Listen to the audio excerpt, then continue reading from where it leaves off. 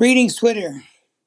I'm gonna try this a third time, but this time I'm turning the automatic function off of the mic so that I don't lose the mic. Okay, let's start over for the third time. This is the keeper. I took the opportunity yesterday to sit down and watch as much of the Senate Judiciary Committee hearing with Secretary Alejandro Mayorkas as I could. And I knew going into it that I was going to be coming out irate and frustrated, and that was the reality. My ever loving elected officials from Texas, Ted Cruz and John Cornyn, in conjunction with Josh Hawley, they went rogue and aggressive on Secretary Mayorkas. And I don't think that was nice. They were rude, disrespectful, and their attitudes, well, mostly Cornyn and Cruz, their attitudes were unbecoming an elected official, a U.S. senator. Now, after they spewed their venom, after they did whatever they needed to do in their 10-minute allotments, there was one senator that spoke up, and he said something that was so true, and it's the reality of what we're dealing with today. Now, I'm going to play this clip, and I'm going to talk a little more about it afterwards, but I wanted to play this clip completely because I've been posting it throughout social media all day because out of all the clips that have been played through C-SPAN, this has not been mentioned. I have yet to see it posted by somebody else, but I think that it should be posted because what Senator Welch said is so important, and it needs to be addressed. It needs to be made known to the public just as much. So I'm going to play the clip. This is courtesy of C-SPAN, and I want to be able to. I'm going to play it in its entirety. I'm going to be able to talk about it when we come back. This is the clip. But first of all, Mr. Chairman, let me express the frustration I have about this whole issue. We conflate everything into one thing and never start talking specifically about the elements that we have to address. We've got a drug problem with fentanyl. That's separate from immigration, but some of it comes in on the border. And that's a serious conversation, in my view, that deserves its own focus. Second, we have a labor problem. We need more H-2A and H-2B visas. And I believe that could be dealt with and addressed separately to try to meet the needs that many of our employers have, and also to get some more control and management on the border. Third, we've got these young people who are not so young now, many of whom have served in the military, but they were brought over by their parents when they were 7 or 8 or 9 years old. We have one who's a graduate of UVM Medical School, and he has an uncertain status. And the only country he's ever really known is the United States, and he's a big contributor. We should be dealing with the Dreamers separately. And then fourth, we've got an incredible challenge at the southern border and an emerging challenge at the northern border. So whether you want to use the term crisis or not, it is a very serious problem. When 2 million people show up at your door, that's a problem because we don't have the capacity to accommodate that. And probably our toughest issue. Now, some of these issues are because Congress has failed to act. I think Senator Lee made some really good points about parole, but that's within our jurisdiction to define what that is. And if we do nothing, how can we blame an administration for trying to do something that makes sense to try to get some control over the border? So this is on Congress. And, Senator Cruz, maybe I would use the term crisis at the border because 2 million people showing up, that's a really serious problem. But it's not as though any individual who has Mr. Mayorkas' job, whether in the Trump administration or the Biden administration, can control a lot of what happens. And the thing that we're not acknowledging here is that if you have 2 million people showing up because of various factors that make them so desperate that they'll even come with their children, a war in Ukraine, a rogue rebel group showing up in Sierra Leone, chopping off hands of 16-year-old kids who then apply for refugee status, or failed states in Cuba, in Venezuela, in Nicaragua, and people being so desperate they're willing to risk walking through the Darien Gap. I mean, Secretary Mayorkas can't handle that, and I mean, you can't stop those factors. You have nothing to do with them. You've got to deal with the consequences of them. And my view is that each one of these elements that I've described has an urgency of its own and requires focused attention, including some of these legal questions that Senator Cruz you've raised and Senator Lee has raised. That's just by way of background to express my own frustration about what I see as a failure of Congress to do its part. Now, Secretary Mayorkas, I want to give you. He talks about a convergence of issues that create a much more severe problem. He talked about we have to deal with the dreamers.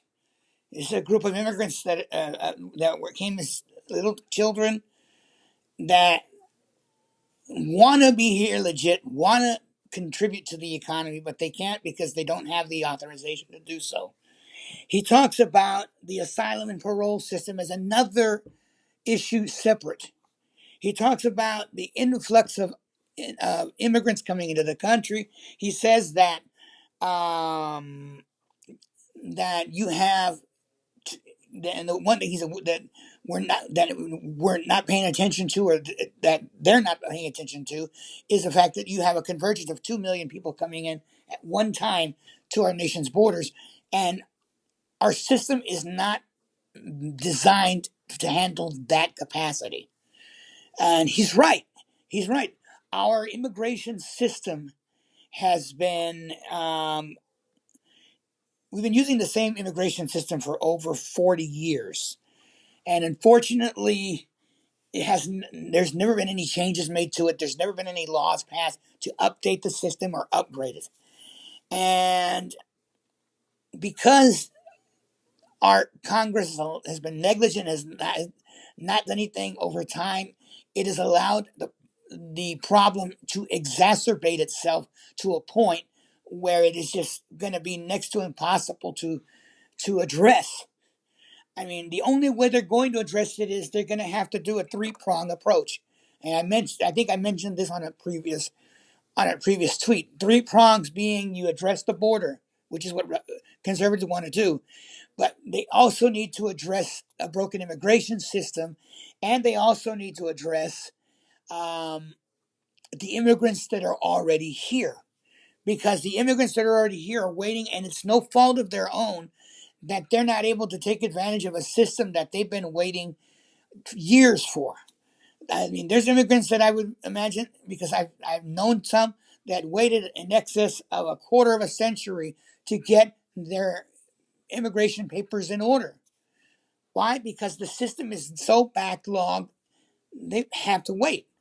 You know, the system needs to be updated. It needs to be upgraded. So these three prongs, or these three separate processes, need to be addressed in order to get us back on track where we're at. And unfortunately, what has to happen is Congress has to accept the fact, okay, we need to address each of these three elements.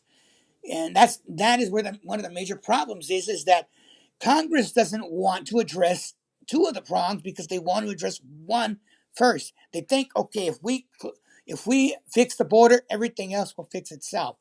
That is not the case. That is not going to happen. You're going to fix the border. You fix the border to, reduce the amount of people coming in, but you still got the backlog that you got to deal with. You got to take care of the backlog, basically, and the border, and to be able to resolve the issue. But in order to fix the border, you got to update your immigration system. It's like trying to empty water out of a sinking ship unless you plug the hole and get the water out and fix the the boat. You're not going to get anywhere. It's the same thing in a nutshell. And this is what he's saying. And he goes to say that on a lot of these things, it is Congress failure in failing to act. That's what he's talking about. The Congress has failed to act in over 40 years. 40 years, 4 decades. Nothing has been done. The problem with the immigration system has over time exacerbated itself. It's to a point that it's not acceptable. What can we do? Nothing. Congress has to act. Conservatives want to blame the president. They want to blame the Secretary of Homeland Security, when in the reality the fault lies with Congress itself for not passing the legislation when they should have done it 40 years ago. Now, I'm going to play one more clip, and this is something that Senator Welch said after he did the question and answers with Secretary Mayorkas. And this little mini clip, I would want it to be a challenge to each and every senator, each and every congressman, because for them to be able to have the balls to do something. This is what he said toward the end. I'm going to play this clip real quick. We can have whoever happens to be the Secretary of Homeland Security, bring him in and beat him up, or we can do our job. And my hope is we could do our job. I yield back. Madam Chair. He says we can either beat up the Secretary Mayorkas, or we can do our job. I asked our senators today, what do you want to do? Do you want to do your job, or do you want to beat up an innocent person? Because in essence, that's what Ted Cruz, John Cornyn, Josh Hawley, that's what they did.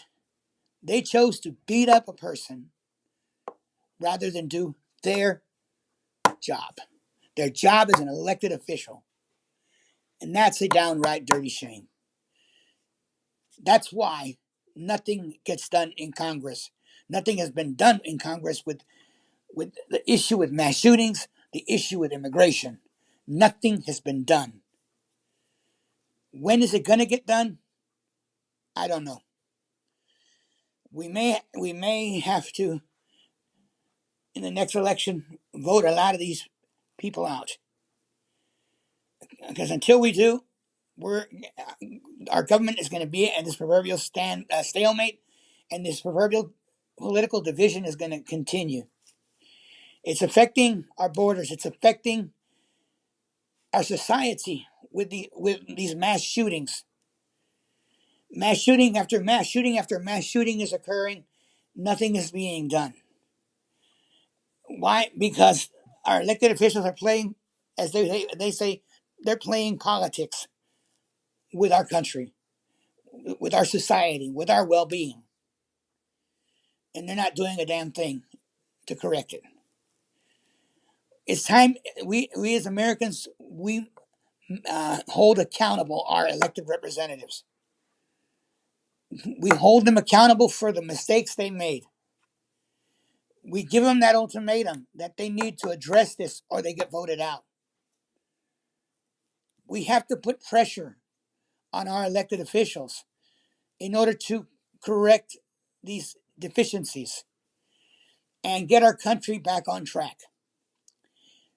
Senator Welch said it perfectly. Congress has failed. We have failed. It is our responsibility. We cannot go pinning the blame on somebody who is innocent, somebody who does not have the capacity to do the job.